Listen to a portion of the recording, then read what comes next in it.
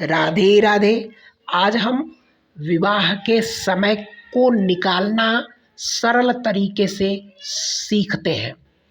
तो सबसे पहले हम लग्न कुंडली बनाएंगे।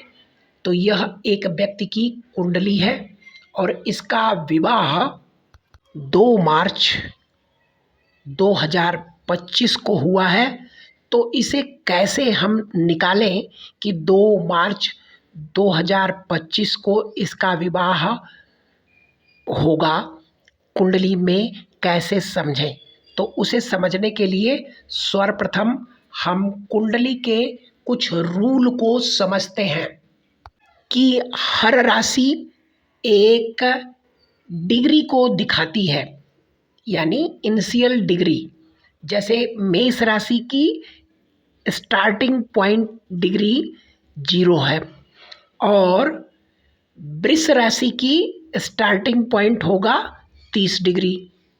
इसी तरह से मिथुन राशि का स्टार्टिंग पॉइंट होगा 60 और कर्क का 90, सिंह का 120, कन्या का 150, तुला का 180 और वृश्चिक का 210, धनु का 240 और मकर का 270 और कुंभ का 300 और मीन राशि का 330 डिग्री होता है। इस चीज़ को पहले समझ लीजिए। अब हमें करना क्या है? सबसे पहले लग्न की डिग्री देखेंगे, फिर लग्नेश की डिग्री और सप्तमेश की डिग्री, और जिस भाव में ये लोग हैं उस भाव की स्टार्टिंग डिग्री। तो लग्नेश की डिग्री, सप्तमेश की डिग्री और जिस भाव में लग्नेश सप्तमेश हो उनकी स्टार्टिंग डिग्री। यह सप्तमेश की डिग्री यहाँ पर 23 डिग्री है, लग्नेश की डिग्री 12 डिग्री है और यह जिस भाव में है उसकी स्टार्टिंग डिग्री 180 है। अब हमने क्या किया कि 12 + 23 + 180 और प्लस 180, क्योंकि दोनों ही यानी लग्नेश और सप्तमेश पंचम भाव में विद्यमान थे, सबको मैंने जोड़ लिया, 395 डिग्री हुई। अब 395 में से 360 डिग्री हम घटा देते हैं तो बचता है 35 डिग्री। और 35 डिग्री इनिशियल यानी वृष राशि में आता है। यह 30 के बाद वृष राशि में आता है।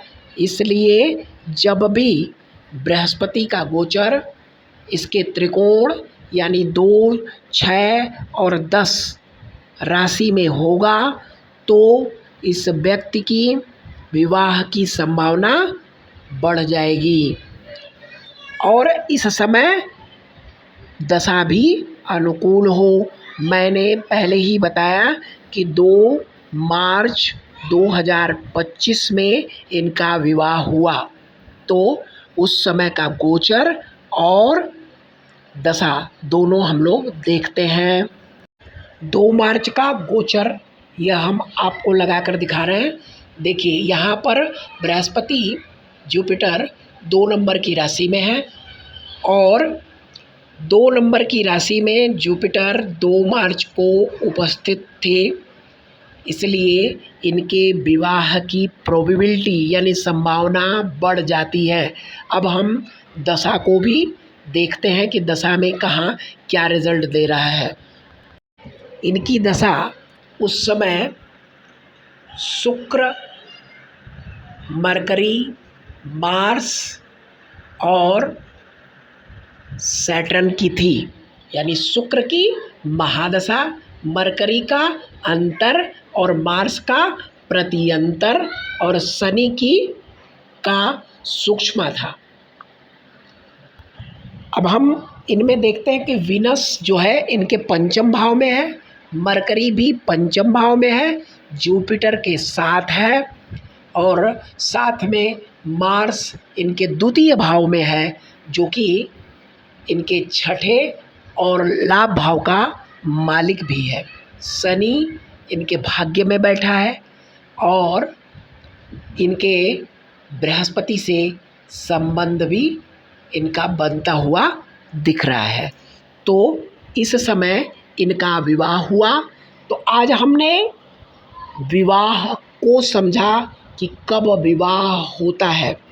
देखिए, दशा अंतर्दशा अनुकूल हो और जुपिटर ट्रांजिट का इनके डिग्री के अनुसार जिस भाव में उनकी विवाह की डिग्री पड़ रही है उस भाव में बृहस्पति का उसके त्रिकोण में अगर गोचर होता है तो 100% संभावना बनती है विवाह की।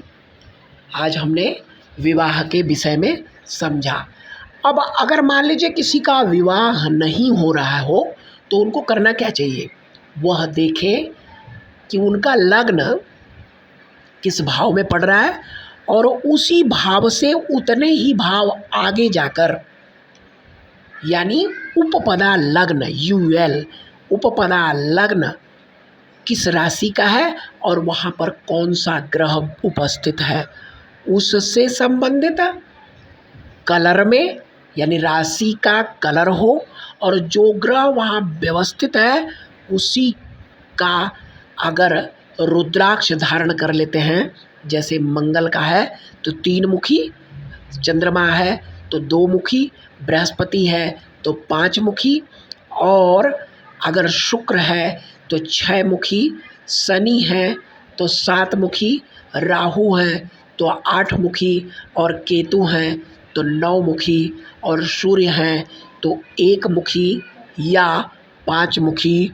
रुद्राक्ष आप धारण कर लेते हैं तो आपके विवाह की संभावना बढ़ जाती है। इसमें कोई भी दो राय नहीं है।